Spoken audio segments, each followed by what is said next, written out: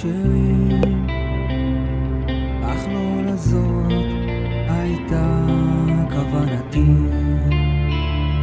רציתי שתהיו כחיות הנועמות ביער, לילות שלמים כחיות הנועמות ביער, לילות שלמים. נכון אתם אנשים כשרים, אך לא לזאת הייתה כוונתי. נכון אתם אנשים כשרים, אך לא לזאת הייתה כוונתי.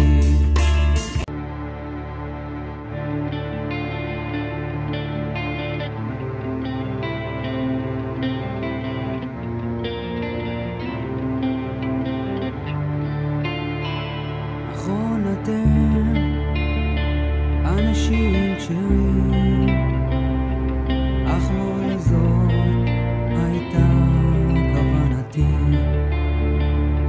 נכון אתם אנשים כשרים, אך לא לזאת הייתה כוונתי. רציתי שתהיו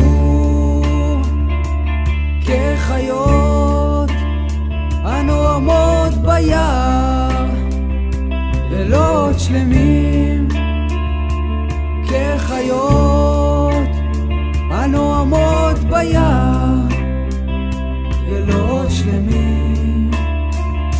נכון אתם אנשים כשרים, אך לא לזאת הייתה כוונתי. נכון אתם אנשים כשרים, אך לא לזאת הייתה כוונתי.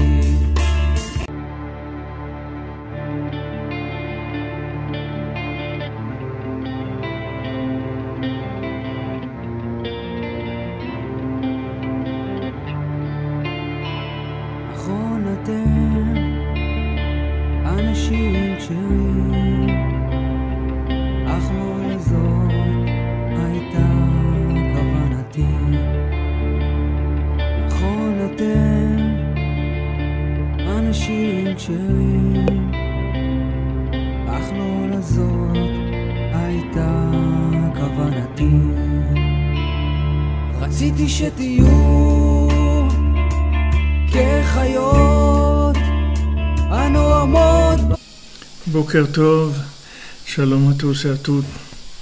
Ezrat Hashem, on vous souhaite une excellente journée, beaucoup de bénédictions, beaucoup de réussite, beaucoup de délivrance dans tous les domaines, et avec beaucoup de confiance de savoir que Bezrat Hashem, la délivrance de chacun, de chacune va venir, de tout le monde en général et de chacun individuellement.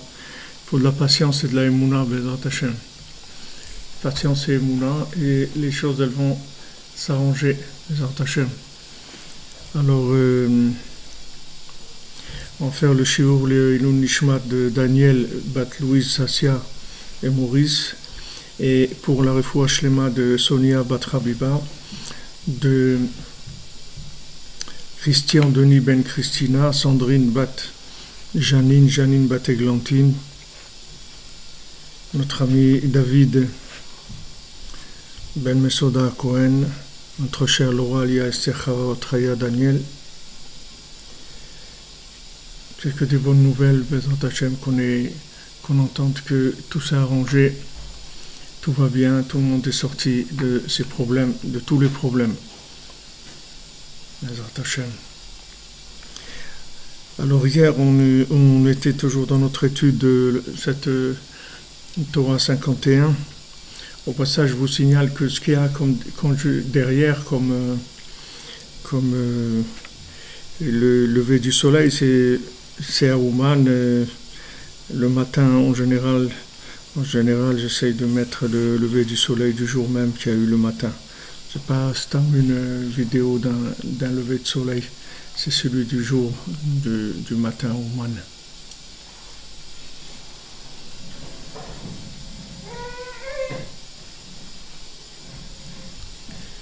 Bezrat Hashem, connexion, comme vous dites. Merci à tous et à toutes pour tout ce que vous faites pour nous. Alors on a vu hier, on a parlé du Beth Amikdash, que c'était l'endroit des yeux d'Hachem, comme c'est écrit que Enai veli bisham, mes yeux et mon cœur ils sont là-bas. Ça veut dire que Hachem, les yeux d'Hachem ils sont de cet endroit-là. Ça veut dire que c'est l'endroit de surveillance, l'endroit ou d'observation, si vous voulez, pour le monde entier, puisque c'est l'endroit de la connexion pour toute l'humanité.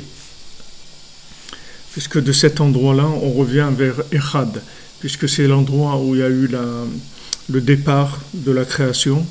C'est-à-dire de cet endroit-là, tout a été créé, et tout revient, c'est-à-dire à travers cet endroit-là, on se reconnecte à l'infini. Donc c'est le point de contact avec l'infini. Donc c'est normal que tout le monde soit intéressé par s'approprier cet endroit-là d'une façon ou d'une autre. Et Hachem il sait ce qu'il fait. Il viendra le moment où les choses se mettront en place, comme tout ce qui s'est mis en place dans le monde. Ça aussi, ça va se mettre en place le moment venu. Donc au Beth Amikdash, dans cet endroit-là, il y avait toutes les fautes qui étaient pardonnées. Pourquoi ? Parce que tout le problème des fautes, c'est de se séparer de Echad. C'est ça, fauter. Fauter, ça veut dire s'éloigner de Echad. C'est ce qui s'appelle fauter. Quand quelqu'un a fauté, ça veut dire qu'il s'est fait attraper par une interprétation de la vie qui n'était pas Echad. Puisque Hachem a dit, voilà ce que j'attends de toi. Et du moment où quelqu'un a fauté, alors il a été dans un autre chemin. Cet autre chemin-là, soit c'est quelque chose qu'il ignorait, c'est-à-dire il ne savait pas que c'était un autre chemin, soit il savait, mais il n'a pas pu résister, parce que ses instincts ou sa compréhension ou autre, ça l'a éloigné de la parole d'Hachem. ואז צריך צדיק גדול ביותר שיוכל להמשיך גם עליו אור האמת, שהוא בחינת השגחה. Donc maintenant quelqu'un qui s'est éloigné de Echad, il a besoin d'un grand tzaddik, d'un très grand tzaddik, qui puisse maintenant attirer sur lui la lumière de la vérité, qui est la providence divine. Parce que si déjà quelqu'un il connaît la vérité, ou bien il la connaît pas, et il a pas trouvé pour l'instant, et il a fauté, il n'a pas trouvé la vérité, il est arrivé dans ce monde, et il a cru que ce monde-là c'était une salle de jeu, il croyait que c'était Las Vegas. Il a cru que ce monde-là, il est arrivé ici, il a dit ouais, c'est super, on va s'amuser ici, on va faire la fête. Il a cru que c'était un monde pour faire la fête. Ok. Ou bien d'autres non, qui savent pourquoi on est là, mais ils n'ont pas la force. Ils n'ont pas la force, ou bien ils ont été attirés par d'autres choses. Ils ne sont pas attirés d'autres choses, ou la vision qu'ils ont de la parole divine, c'est quelque chose de très réduit, très médiocre, très petit. Ils pensent que la parole divine, c'est fait pour les gens qui ont rien à faire, qui s'ennuient, ou bien qui ont échoué dans ce monde, ou bien qui sont pas beaux. Ils sont pas beaux. On me dit, c'est pour Sonia Batrabiba. Oui, je l'ai dit au début du cours. Alors, l'éloignement de Echad, c'est-à-dire que ça vient du fait que la personne n'a pas pu se rendre compte qu'en fait, tout ce qu'il y a dans ce monde, c'est que des points de contact avec Hachem, c'est tout. Comme dans le corps, aujourd'hui, découvre que dans tel endroit du corps, alors c'est un contact, c'est un point de contact avec ça, et qu'on peut soigner telle chose en étant en en touchant tel endroit, ou l'acupuncture, ou bien dans les oreilles, ou dans les pieds, il voit que tout le corps se trouve dans un endroit. Il découvre petit à petit, il découvre des choses. Okay. Maintenant, Abraham Avinu, lui, il n'a pas eu besoin qu'Hachem lui dise ce qu'il faut faire. Il a compris de lui-même que tout ce qu'il y avait dans le monde, c'est que des points de contact, c'est tout. Il n'y a rien d'autre. Il n'y a rien d'autre dans le monde que des points de contact avec Hachem, c'est tout. C'est ça la vie. La vie, c'est que la nourriture, c'est un point de contact, le mariage, c'est un point de contact, l'argent, c'est un point de contact. Tous les rapports humains, la parole, la pensée, tout ce qu'il y a dans le monde géographiquement, tout ce qui existe, les éléments, tous sont des points de contact avec Hachem. Ça, Abraham Avinu, il a compris tout seul. Il n'a pas besoin que Hachem lui dise quoi faire. Donc Abraham, il a compris, Yitzhak, Yaakov, après tout le monde, ils ont enseigné la Torah à leurs enfants. Et pour eux, c'était évident. C'est-à-dire qu'ils ont vu tout de suite, quand ils ont vu quelque chose dans ce monde, ils ont vu tout de suite à quoi ça sert. À quoi ça sert cette chose-là. Alors, les scientifiques, ils pourront vous dire comment quelque chose fonctionne, mais ils ne pourront pas vous dire à quoi ça sert. Ils vont vous dire, voilà, il y a la planète Mars, il se passe ça, il y a des étoiles qui passent là, il y a des météorites qui vont là, il y a ça, à telle heure il y a ça, il risque d'y avoir une météorite qui va tomber là, ou qui va y avoir... Ok, mais à quoi ça sert tout ça? Ça, il n'y a personne qui va vous dire à quoi ça sert.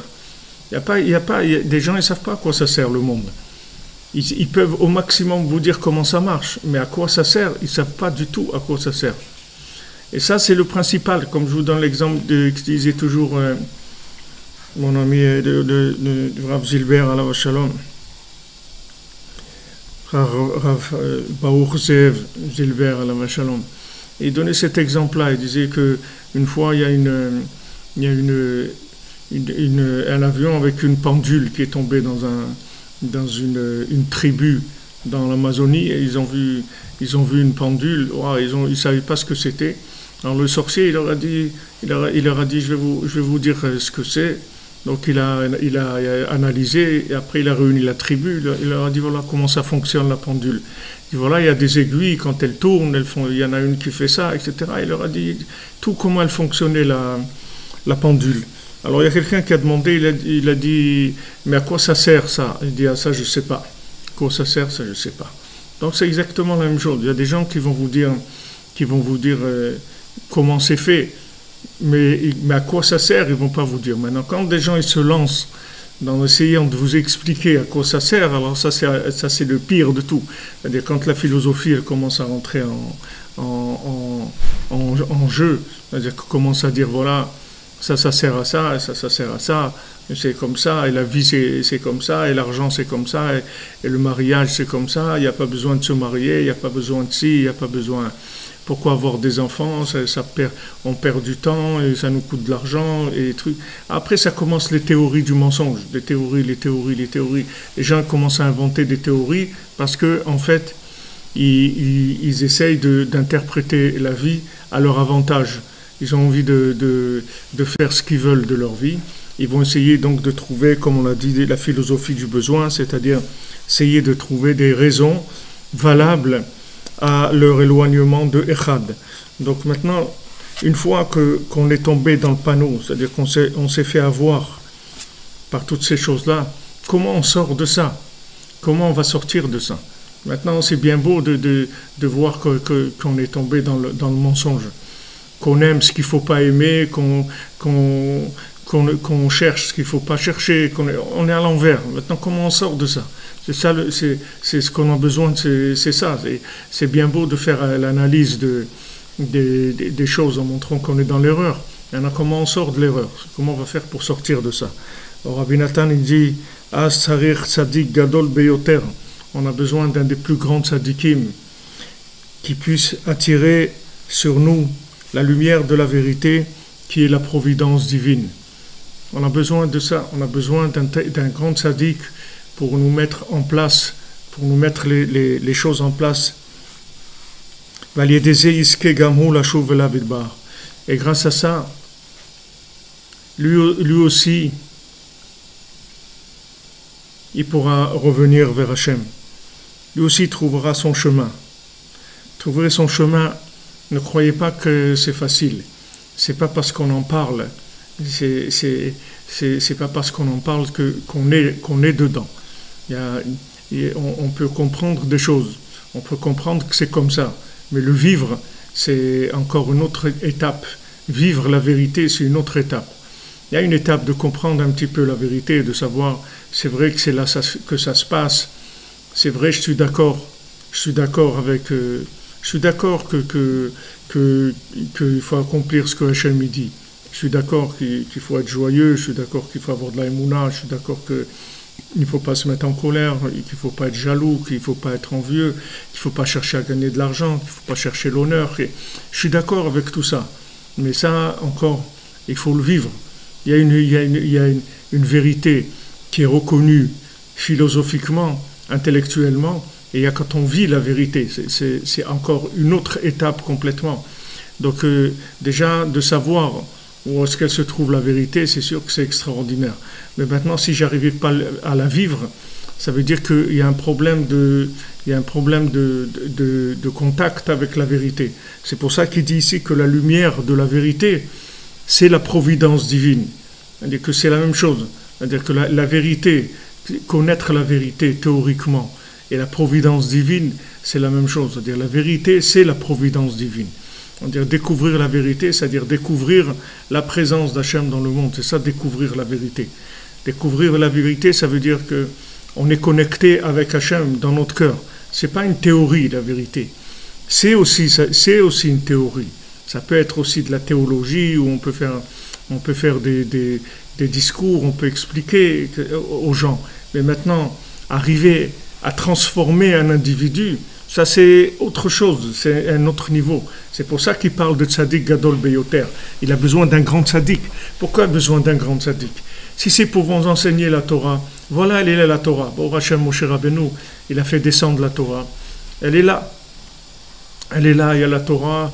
Baruch Hachem, il y a traduit en anglais, en français, en espagnol, tout ce que vous voulez. Il y a tous les livres, le Zohar traduit en français, voilà, il y a tout. Il y a du Talmud expliqué, il y a beaucoup de choses. Mais la vérité, c'est pas un savoir. La vérité, c'est un vécu, c'est pas un savoir. La vérité, c'est un vécu, c'est pas un savoir. Si quelqu'un il sait la vérité, il n'arrive pas à la vivre, ça veut dire qu'il ne sait pas vraiment. Si vous dites à quelqu'un « le feu, ça brûle » et il met ses doigts dans le feu, ça veut dire qu'il n'a pas compris qu'est-ce que ça veut dire que le feu, ça brûle. Parce que s'il comprend qu'est-ce que ça veut dire que le feu, ça brûle, il ne va pas mettre ses doigts dans le feu. Si quelqu'un il sait que le feu, ça brûle, il fait attention. Et entre parenthèses, je vous dis, on parle de ça parce qu'il y a quelqu'un qui a envoyé un message et le pauvre, il a eu un incendie chez lui dans la nuit, il a failli passer et tout, avec un téléphone portable qu'il a laissé se charger pendant la nuit à côté de lui. Il faut faire attention à ces choses-là. Il ne faut pas le laisser charger à côté de soi pendant la nuit, c'est dangereux, ça peut exploser. Il faut faire attention. Donc il lui est arrivé ça. Donc ça aussi, vous allez dire à quelqu'un ça, il va continuer à faire ce qu'il a, parce qu'il ne croit pas que c'est vrai. Il n'arrive pas à vivre la chose. C'est pour ça qu'on a besoin du tzaddik. Le tzaddik, ce n'est pas quelqu'un qui va vous dire uniquement la vérité. C'est quelqu'un qui va vous la faire vivre. Et il va vous la faire vivre malgré toute la folie qu'il y a en vous. C'est ça la grandeur du tzaddik. Parce que si le tzaddik qui vous propose une vérité qui est un savoir, ok, je sais. Alors maintenant on dit voilà, maintenant tu reconnais que c'est la vérité. Il dit oui, je reconnais, je vois que c'est la vérité, je suis sûr. Alors vas-y, fais-le. On dit j'arrive pas, je sais que c'est la vérité, mais j'arrive pas à faire. Alors est-ce que tu veux la faire? C'est sûr que je veux vivre selon cette vérité, mais j'arrive pas. Pourquoi tu n'y arrives pas? Parce qu'il y a un niveau de vérité qui est le savoir, mais il y a un niveau de vécu. Maintenant, pour passer du savoir au vécu, c'est l'ashgacha pratit, c'est-à-dire c'est ce qui s'appelle l'ashgacha pratit, la providence. La providence, c'est le contact entre la vérité est mon cœur, c'est-à-dire que j'ai un rapport avec, que mon cœur soit avec la vérité. Que mon cœur soit avec la vérité, c'est-à-dire que c'est pas que j'ai compris la vérité. Ok, j'ai compris, c'est bien, c'est mieux que rien. C'est-à-dire si tous les gens dans le monde ils annonçaient la vérité, déjà ils disaient pas des mensonges, c'est déjà extraordinaire. Mais si maintenant on arrive à vivre la vérité, alors c'est autre chose complètement. C'est-à-dire c'est ça le but. C'est pour ça qu'on a besoin du tzaddik. Parce que le tzaddik, c'est l'enseignement du tzaddik, c'est pas un enseignement de savoir. C'est un enseignement qui transforme l'individu. C'est pas un enseignement de savoir. Pourquoi je dis j'écoute, ma vie change? Pourquoi je dis ça? J'ai appelé comme ça parce que la Torah de Rabbi Nachman, c'est comme ça. C'est-à-dire, c'est si on écoute, alors ça nous change, parce que ça agit sur nous. C'est ça la différence, c'est pour ça qu'il dit qu'il faut un grand tzaddik. Parce que sinon, pourquoi on a besoin d'un grand tzaddik? On a besoin d'imprimeurs et de gens qui sachent faire de la mise en page des livres, c'est tout.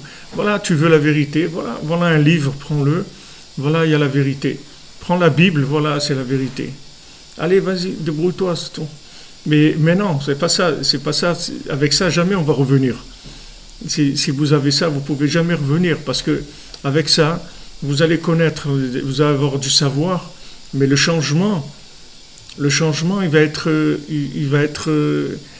donné à vos capacités que vous avez dans le moment. C'est-à-dire, vous avez des capacités. Il y a des gens qui sont de nature, ils ne sont pas coléreux, par exemple. Alors, ils vont voir que Hachem, il n'aime pas la colère, ils vont dire, ah, c'est vrai, alors il faut vraiment que je fasse attention et tout, mais ils ont déjà une nature où ils ne sont pas coléreux. Ils ont la force, de retenir leur colère ou autre. Alors ils arrivent plus ou moins à bricoler un petit peu. Mais quand on arrive à des générations comme les nôtres, où les gens, ils ont été tellement détruits par tout ce qu'il y a eu comme philosophie, comme façon de vivre, et comme débauche dans le monde, comment vous voulez que ces gens-là, en leur disant, voilà, tu sais, c'est pas bien ce que tu fais, il faut que tu reviennes. Et il dit, ok, je sais que c'est pas bien, mais revenir, je peux pas revenir, comment tu veux que je revienne? Je peux pas, j'ai pas la force, je sais même pas par où commencer, je sais même pas par où je vais commencer à revenir. Alors, si quelqu'un, il essaye de revenir de par lui-même, il va pas y arriver, il va se décourager, il va pas arriver, parce que c'est très difficile de changer sa façon de vivre, de changer ses habitudes, de changer c'est son émotionnel. Quelqu'un qui a l'habitude de se nourrir émotionnellement avec certaines choses, vous lui dites maintenant non, émotionnellement il faut changer, ça y est, laisse tomber ces choses-là, et voilà la vérité. Et il n'arrive pas, c'est pas en une semaine et en un mois qu'on arrive à changer un système émotionnel. Rabbi Nachman il dit, quand quelqu'un il revient vers Hachem, on peut lui enlever le mal qu'il y a en lui, on peut l'enlever en une seconde, il n'y a pas de problème. On peut faire en sorte que le mal, on lui enlève tout de suite. Mais le problème, c'est que si on enlève le mal tout de suite, alors on enlève le bien qu'il y a aussi avec. Parce que le bien et le mal, ils sont tellement enchevêtrés, ils sont tellement mêlés l'un avec l'autre, que si on veut enlever le mal d'un coup, alors le bien aussi, il est mélangé avec. Et donc on ne peut pas d'un coup. Donc il faut une très grande chokhma, il faut une très très grande sagesse pour arriver à faire une opération dans l'individu. C'est une opération spirituelle. C'est-à-dire comment on fait pour opérer, c'est de la chirurgie spirituelle.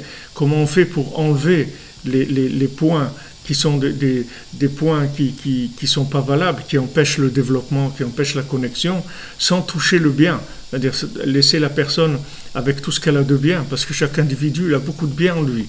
De dire à quelqu'un jette tout et vas-y rentre, alors au maximum si quelqu'un y voit la vérité, alors il dit ok d'accord je vais tout jeter, mais s'il fait ça, après il va se trouver perdu complètement, parce que tout le bien qu'il y a en lui, il l'a perdu aussi, il a tout jeté. Donc il a perdu le bien aussi, donc il n'a plus de repères, après il a plus d'émotions, il ressent plus rien, et ça arrive à beaucoup de gens qui s'engagent de façon extrême. D'un coup, après ils perdent complètement le repère avec la vie, avec la connexion, ils deviennent des fantômes au lieu d'être des gens vivants. Donc ça aussi c'est pas possible. On peut pas faire ça. Donc c'est de la chirurgie de très haut niveau spirituel, de manière à séparer dans la personne le bien et le mal, de manière à ce que le mal soit éliminé et qu'il reste le bien. Tout le monde reconnaît, voilà, Madame Serra a dit, tout. C'est difficile, c'est difficile. C'est difficile, c'est difficile. Tout le monde qui essaye, il sait que c'est difficile. Parce que vous êtes habitué regardez le truc du réflexe de Pavlov. Il vous montre, regardez, si quelqu'un, vous lui faites écouter une sonnette, à chaque fois que vous lui donnez à manger, après, dès qu'il entend la sonnette, il se met à baver, il sait qu'il y a tout son corps qui se prépare à manger. Comment vous voulez quelqu'un qui est tellement dans un monde de fantasmes et des trucs et tout, comment vous voulez le changer, lui dire, bon, allez, laisse tomber tout ça et change? Il ne peut pas. C'est très très difficile, extrêmement difficile. Donc le tzaddik, l'enseignement du tzaddik, c'est pas un enseignement qui va vous donner que du savoir. Il y a du savoir, mais il n'y a pas que le savoir. Et le principal dans l'enseignement de Rabbeinu, c'est pas le savoir. Parce que, comme c'est écrit, Rabbi Nathan, il le dit, que Rabbeinu, quand il passait des fois sur des torotes, Rabbeinu, il avait dit une Torah, Rabbeinu disait la Torah le Shabbat, ou le Yom Tov, ou quand il disait la Torah, ou des fois dans la semaine, il disait des choses. Mais les grandes torotes qu'on a, c'est toujours à des moments précis, le Shabbat, ou Rosh Hashanah, ou des moments précis. Alors Rabbeinu, il disait un enseignement. Et après, quand Rabbi Nathan, il l'écrivait après le Shabbat, et il l'amenait à Rabbeinu pour le corriger, l'enseignement, pour voir si tout était bon. Alors il dit Rabbi Nathan que Rabbeinu, des fois, quand il corrigeait l'enseignement, il enlevait des passages, que ces passages-là, ils empêchaient de comprendre après l'enseignement. Mais il les enlevait quand même. Il a enlevé des passages, et c'est ces passages, ça fait qu'après, quand on étudie la chose, on ne la comprend pas bien. Il a enlevé un passage qui empêche de comprendre. Pourquoi? Parce que ce qui compte pour lui, c'est pas qu'on comprenne. C'est lui, il voyait l'enseignement, comment l'enseignement, il va agir sur la personne. Pas s'il comprend ou pas. C'est secondaire s'il comprend ou pas. La preuve, c'est qu'il enlève des éléments qui vont faire que la personne ne va pas comprendre comme il faut. Ça fait rien, c'est pas ça qui est important. Pour lui, c'est l'enseignement, c'est calculé comme un médicament de l'âme. Donc il dose exactement pour voir, ça va soigner comme ça, donc il faut enlever ça, parce que si on laisse ça, ça va pas soigner comme il faut. Mais d'un autre côté, si tu enlèves, il comprend pas bien. C'est pas important qu'il comprend pas bien. Pas important. C'est pas important que le savoir il soit pas parfait. Ce qui est important, c'est que c'est permettre la connexion à la personne, c'est-à-dire lui ouvrir complètement. Lui ouvrir complètement le cœur. Ouvrir le cœur. À partir de quand on est dans la vérité? On demande à partir de quand on est dans la vérité. À un moment où on est sûr que c'est ça. Maintenant, une fois qu'on a la certitude que c'est ça la vérité, c'est pas pour autant qu'on peut la vivre. C'est pas pour autant qu'on peut la vivre. Pour la vivre, il faut un lien il faut qu'on établir un lien entre l'individu et la vérité, un lien profond, un lien intime qui permette à la personne de faire le pas, de s'engager. Il faut que de son cœur, il puisse vivre cette vérité. À ce moment-là, il va s'engager. Regardez justement ce dont on parle, des explorateurs. Les explorateurs, c'était ça, ils connaissaient la vérité. Hachem leur a dit, on monte en Eretz Israël, il faut monter, c'est une terre où il coule le lait, le miel, c'est extraordinaire, c'est le meilleur endroit du monde. J'ai fait cadeau à Abraham Avinu, le meilleur endroit qui est sur terre. Je lui ai donné la merveille de tout ce qui a été créé sur terre. Je lui ai donné l'endroit le plus beau du monde, puisque Eretz Israël, ça a 9 mesures de beauté. C'est-à-dire qu'il y a une mesure il y a eu 10 mesures de beauté qui sont descendues dans le monde. 9 mesures, c'est Eretz Israël qui l'a pris, et une mesure, c'est le monde entier. Si vous prenez tous les endroits les plus beaux, la Pennsylvanie ou les montagnes ou les Alpes suisses ou ce que vous voulez, vous prenez les endroits les plus beaux du monde, vous prenez toute la beauté qu'il y a sur Terre dans tous les endroits du monde, ça représente un dixième de la beauté qu'Hachem il a envoyée dans le monde. Et 9 dixièmes, c'est Eretz Israël. Maintenant, allez voir que 90% de la beauté du monde, ça se trouve en Eretz Israël. Allez le voir avec vos yeux. Vous ne voyez pas avec vos yeux. C'est très difficile de voir avec les yeux que Eretz Israël, c'est 9 fois plus beau que toute la beauté du monde. C'est quelque chose d'inimaginable, 9 fois plus beau. C'est pas la même chose, ou 2 fois, ou 3, 9 fois plus beau. Donc ça doit être quelque chose de splendide, et pourtant, avec les yeux, on ne voit pas.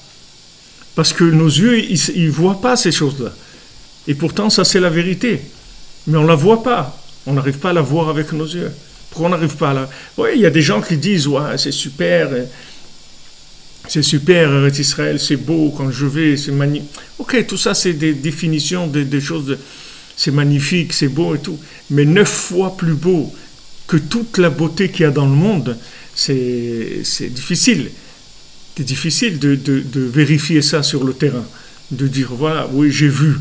Mais si nos yeux, ils deviennent des yeux normaux par rapport à ce que Hachem il a fait, comme Hachem il nous a fait nos yeux, alors on peut voir, nos yeux ils vont voir les choses comme il faut les voir.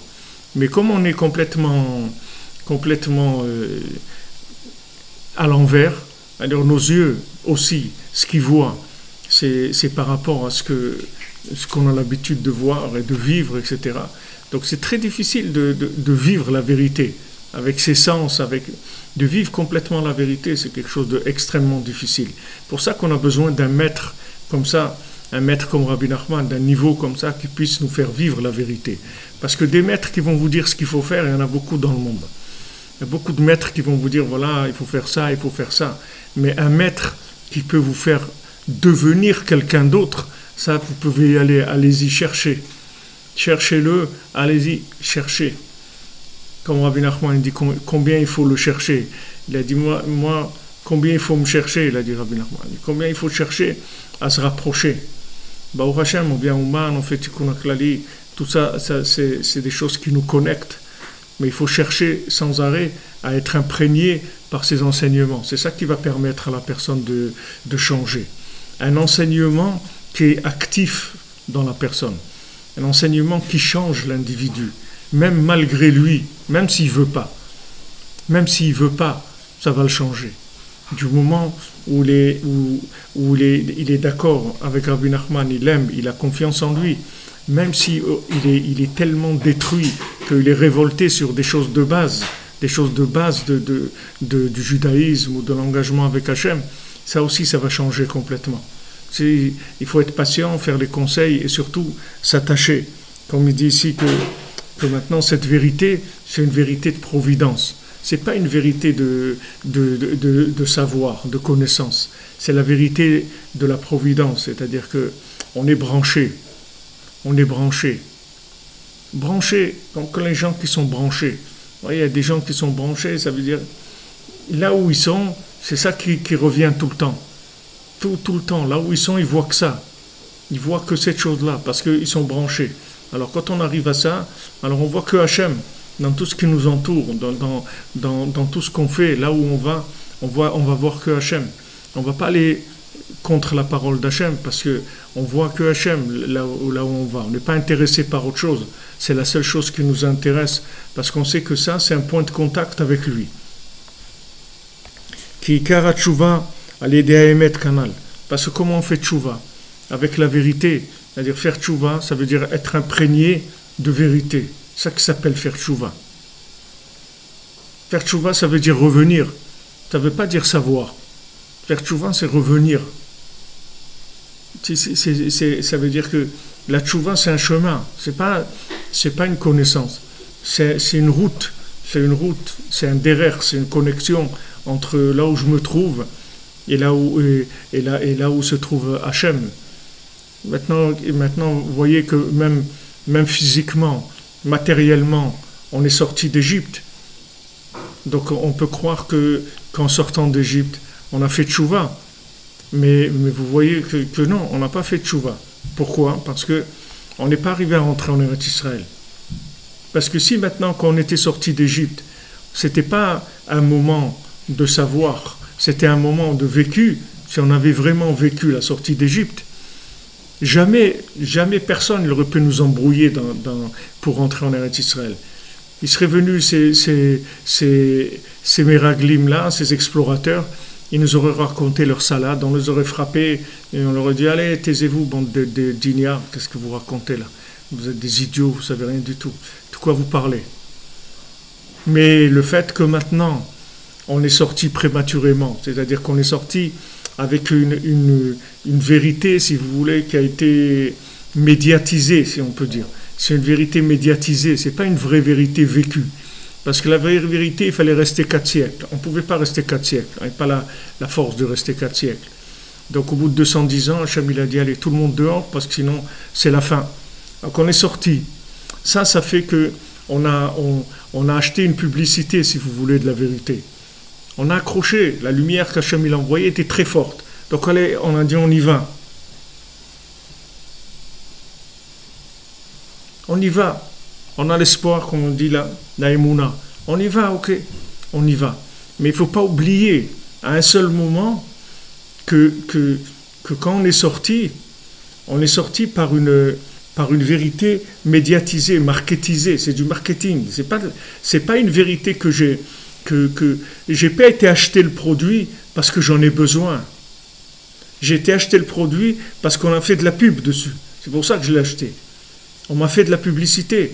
On m'a fait des miracles, des trucs, envoyé une lumière extraordinaire, etc. Alors ça m'a poussé à la consommation. J'ai dit, allez, j'y vais. Mais c'est pas moi, c'est pas un choix d'engagement de mon cœur. C'est un choix d'engagement d'une vision, plus de savoir que de vécu. Parce que le vécu, pour être au niveau du vécu, il fallait attendre encore. Alors maintenant, tout le monde, c'est comme ça. Tout le monde, quand on fait tchouva, on voit une vérité. Et cette vérité-là, elle nous entraîne à avancer. On s'engage. Mais il ne faut jamais oublier que cette vérité, on l'a vue par un système de marketing. C'est-à-dire, c'est de la vente qu'on nous a fait. On a acheté quelque chose, on a acheté un produit. Mais on n'a pas acheté un produit qu'on a voulu. On n'est pas venu chercher le produit parce qu'on l'a voulu. Si on l'avait voulu, ça serait autre chose complètement. On n'aurait aucune difficulté à le vivre. Donc si quelqu'un était vraiment sorti d'Égypte par son choix, jamais il aurait refusé de rentrer en Eretz Israël. Jamais personne n'aurait pu l'embrouiller et lui dire « Ouais, c'est dur là-bas et tout. » Puis c'est dur, qu'est-ce qui est dur? Comme certaines personnes, vous voulez voir en Israël, vous parlez avec eux, des gens simples qui vivent en Israël, même qu'ils ont des difficultés dans la parnassa et tout, et essayez de leur proposer d'aller vivre ailleurs. Ça les fait rire quand ils disent ça, parce que c'est comme si vous dites à un poisson, écoute, viens habiter dans la forêt, c'est plus sympa là-bas, il y a de la verdure, tout ça, et là-bas tu seras au sec, pourquoi tu vas rester là-dedans? Le poisson, il va rire, parce que qu'est-ce que tu veux qu'il fasse? S'il sort de l'eau, il va mourir, il peut pas sortir de l'eau, ça le fait rire.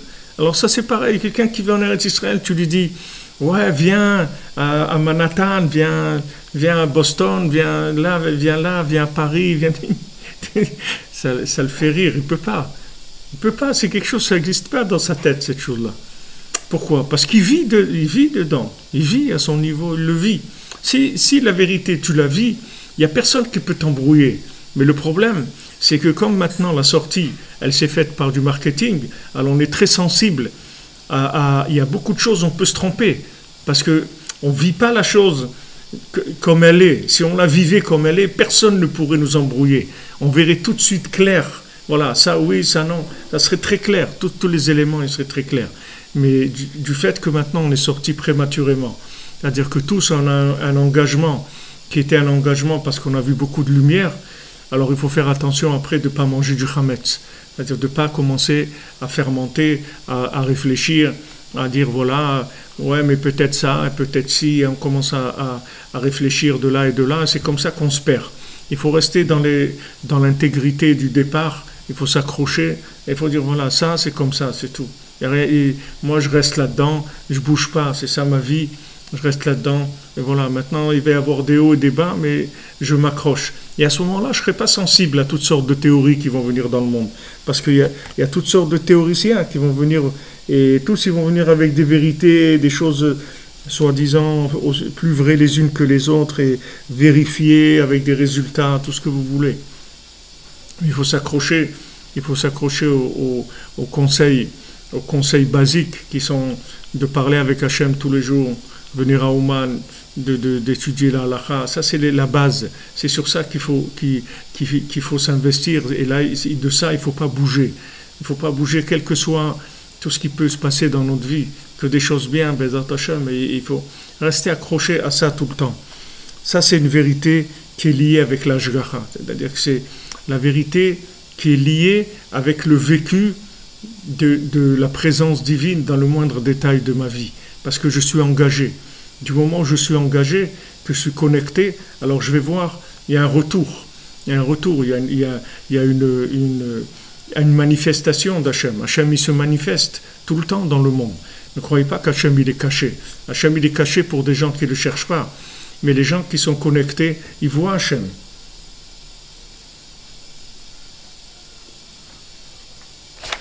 Exactement, c'est comme un organe dans le corps, exactement. Un homme, c'est comme l'organe dans le corps de quelqu'un.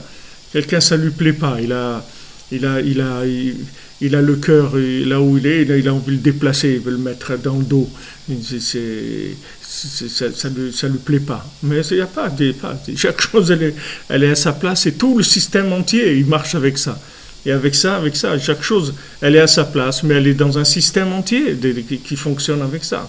Donc l'homme, c'est la même chose. Il est dans le monde, il a son makom, là où il est branché. Et s'il est à côté, alors il ne bénéficie pas de la vie, tout simplement. Il ne vit pas. Il est en dehors du système de la vie. Il vit dans une imagination de la vie. Il imagine qu'il vit, mais il ne vit pas. Et quand il arrive devant un choix tellement extraordinaire comme ça, que Hachem, il est là, derrière le Ham Israël, il envoie tellement de miracles, il envoie ces nuées qui venaient pour protéger, pour accompagner, pour éclairer dans le désert, jusqu'à arriver en Eretz Israël. Et quand ils vont rentrer en Eretz Israël, ils se mettent à pleurer, parce que des gens, ils sont venus, il leur a raconté des histoires, il leur a raconté des bêtises sur Eretz Israël. Alors ils commencent à dire, ouais, on ne veut pas y aller, etc. Parce que des gens les ont brouillés. Mais pourquoi les ont brouillés ? Parce qu'ils étaient fragilisés dans leur engagement. Et on est tous comme ça aujourd'hui. Il n'y a personne qui s'engage aujourd'hui parce qu'il a compris. Les gens tous, on est tous engagés parce qu'on a vu une lumière très forte. Alors ça nous a donné envie de nous engager. Mais il ne faut jamais oublier qui on est. Ce qu'on est, c'est ce qu'on est. C'est-à-dire c'est pas parce qu'on a vu de la vérité qu'on va devenir quelqu'un d'autre. Maintenant, Rabbi Nachman, tous ces enseignements, c'est pour nous faire devenir quelqu'un d'autre, pour nous changer. C'est pour ça qu'il dit ici, on a besoin d'un tzaddik gadol beyoter, très grand tzaddik, pour nous changer, pour nous ramener, ça nous faire tchouva. Nous ramener, ça veut dire que ramener notre cœur, ramener notre sensibilité, notre émotionnel, de ramener tout. Chaque chose, il faut la ramener. Il faut ramener ses yeux, ses oreilles, son cœur, ses mains, tout, il faut tout ramener. Tout est à refaire.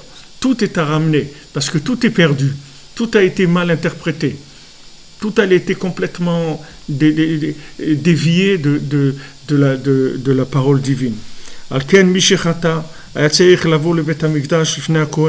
C'est pour ça celui qui avait fauté, à l'époque où il y avait le Beth Amikdash, alors il devait venir au Beth Amikdash devant le Kohen, le Kohen il représentait le tzaddik véritable. Shaya mechaper alav aledea korbanot shebebet hamikdash, que le Kohen il faisait expier la faute à la personne grâce aux korbanot, aux offrandes qu'il amenait au Bet Hamikdash, aux sacrifices qu'il faisait là-bas. Ki migodel or hashgacha shaya bebet hamikdash kanal. Parce qu'au Beth Amikdash, il y avait une telle présence d'Hachem, il y avait une telle présence réelle, c'est-à-dire une telle providence qui était là, qui était palpable dans le Beth Amikdash. Alken Ayusham Asara Nissim. C'est pour ça que dans le Beth Amikdash, il y avait 10 miracles en permanence, comme c'est ramené dans le Pirkei Avot. Il y avait 10 miracles permanents dans le Beth Amikdash. Kinissim Hemit Galut Ashgachato Idbaha. Parce que les miracles, ce sont des révélations de la providence divine. Le miracle, c'est quoi? C'est de changer la logique des lois naturelles. C'est ça le miracle. Alors maintenant, quelqu'un qui voit des miracles, ça lui montre que, en fait, la chose, elle n'est pas comme il a l'habitude de la voir. La chose, elle peut être autrement que la façon qu'il a de voir les choses. C'est la logique. Mais si maintenant, il est connecté, alors il y a d'autres logiques. Il y a d'autres façons. Donc il y avait 10 miracles en permanence dans le Beth Amikdash. Peut-être que ces 10 miracles ils sont liés avec les 10 chants du Tikkun HaKlali. Sûrement qu'il y a un rapport entre ça et ça. Mais quelqu'un qui vient et qui voit un endroit dans lequel il y a des miracles en permanence. Donc il voit que quoi? Que en fait, c'est un jeu, ce monde-là. C'est-à-dire que les lois naturelles, c'est un jeu. C'est un jeu pour tester le niveau d'engagement de la personne, c'est tout. C'est un jeu. On va voir si... Alors, les gens, ils voient Eretz Israël, ils disent « Ouais, mais c'est difficile, tu comprends, il faut ça, il faut ça, il faut... » Ok.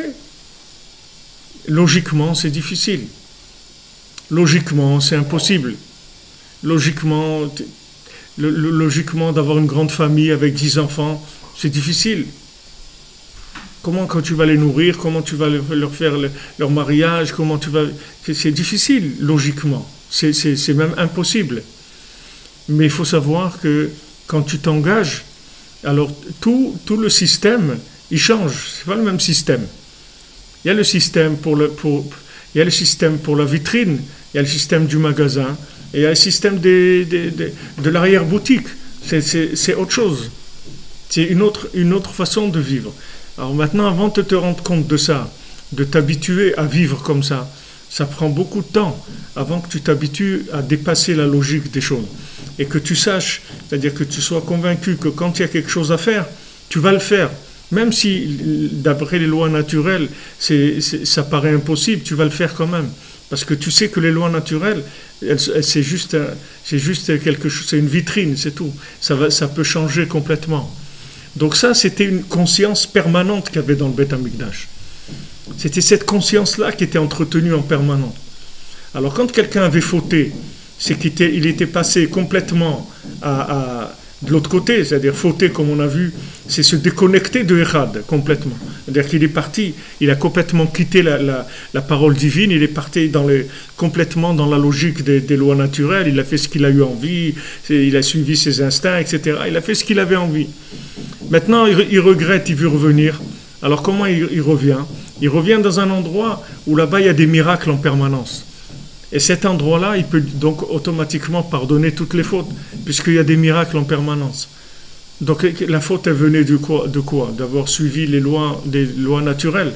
Alors maintenant, voilà, tu te trouves dans un endroit où il y a des miracles en permanence. Donc ça va te ramener complètement dans un autre niveau de conscience. Et c'est ça qui pardonne les fautes. C'est ça qui fait que la faute, elle est expiée. Et en fait, la personne, elle est sortie gagnante, parce qu'elle a fauté. Mais le fait que maintenant, elle est venue au temple, elle s'est rechargée en conscience de l'Ashgacha, en conscience qu'il y a des miracles.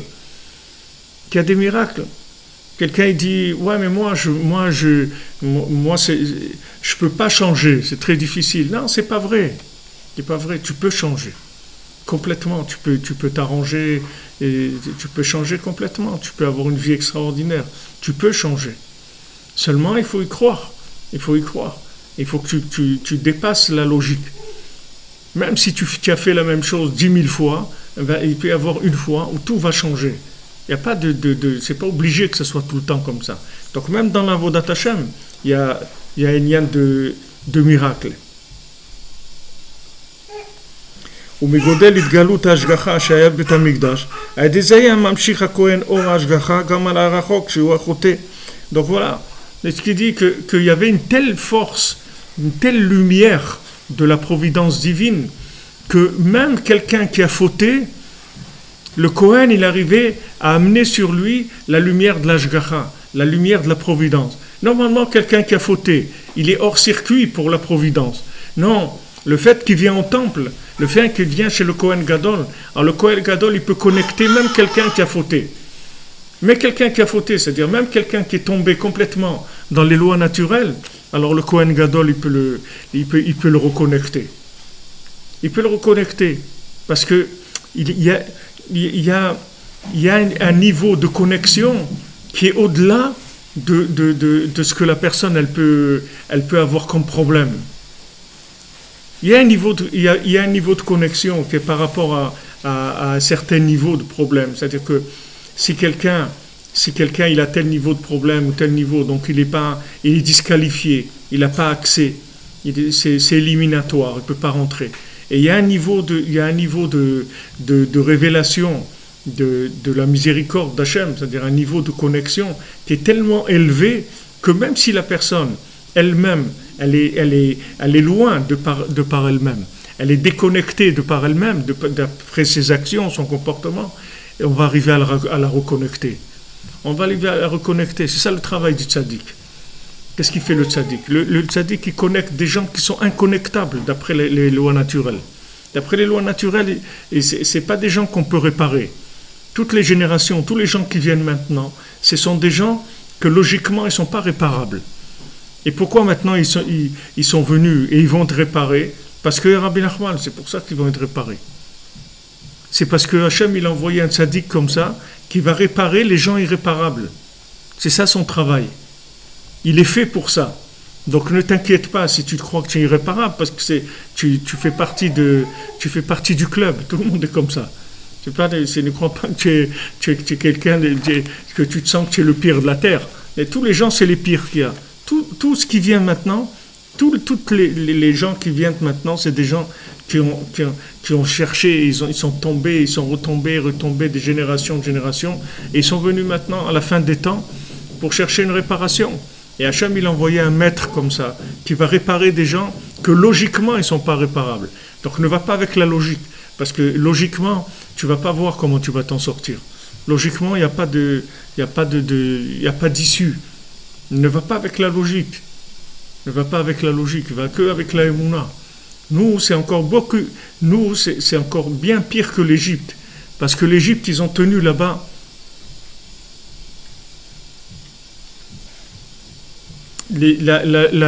là-bas en Égypte. Ils sont restés 210 ans en Égypte.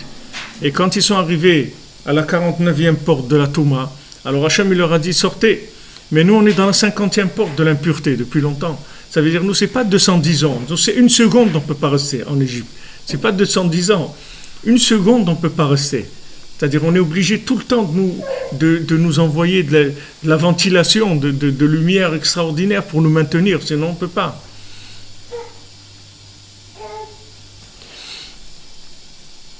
Même si la personne, elle ne veut pas être réparée, on va la réparer quand même, parce qu'on va la faire vouloir, même si elle ne veut pas. Maintenant, elle ne veut pas, mais même quand elle dit « je ne veux pas », Rabbi Nathan dit, elle ne sait pas ce qu'elle dit, c'est pas vrai. Elle dit « je ne veux pas » par rapport parce qu'elle a été idéologiquement, elle a été entraînée dans des mouvements idéologiques ou politiques ou émotionnels ou n'importe quoi, ou des mouvements de révolte contre Hachem.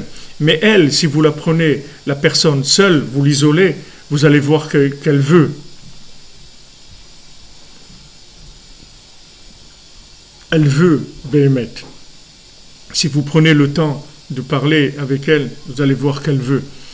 Vous voyez, la preuve de ça, c'est que les aristocrates qu'il y avait à Ouman, les philosophes qu'il y avait à Ouman, ces gens qui étaient des philosophes qui niaient complètement l'existence d'Hachem, qui étaient des grands monstres de la philosophie. Et Rabbeinu les a pris et les a fait faire tchouva. Il leur a fait faire tchouva. C'est pas un qui ne voulait pas, ces gens-là. c'est que c'était des opposants. Ils avaient juré de jamais prononcer le nom d'Hachem, parce qu'ils savaient que la parole, c'est quelque chose qui peut agir. Alors ils avaient juré qu'entre eux, ils avaient fait un pacte que jamais dire le nom d'Hachem dans leur bouche. C'est-à-dire c'était mamash des activistes, des anti, c'est pas qu'ils agissaient contre. Et Rabbeinu les a pris, il leur a tourné la tête complètement. Et les a rendus des Bali Tchouva, des gens qui étaient là, à Rosh Hashanah, et qui étaient tout en train d'essayer, qui pleuraient, qui voulaient faire Tchouva, et se rapprocher d'Hachem. Mais mamash, ils ont fait Tchouva, ils sont arrivés à faire des Tchouvot extraordinaires.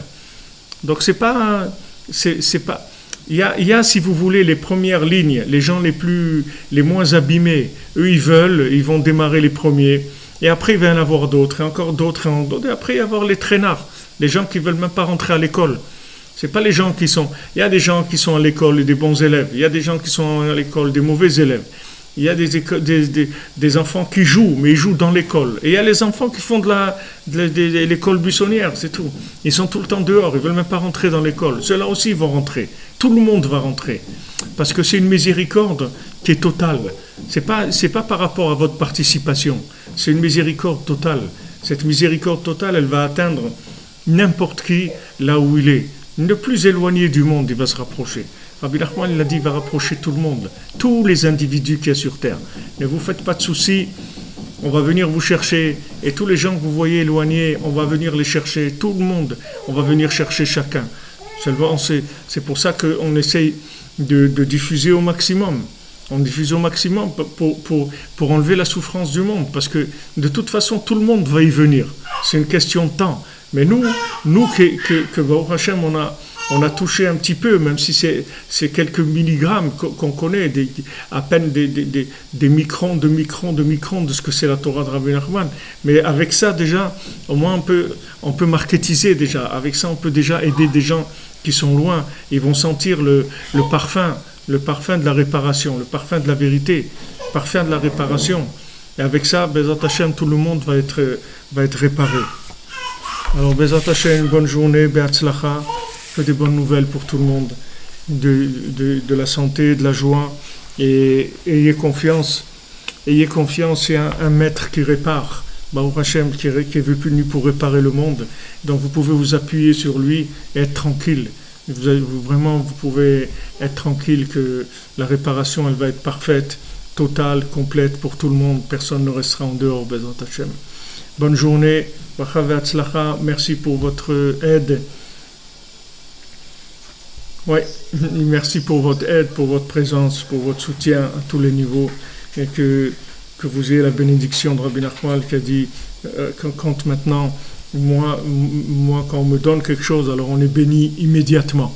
Donc sachez que tout celui qui soutient Rabbi Nachman, qui soutient ses œuvres, il va être béni immédiatement.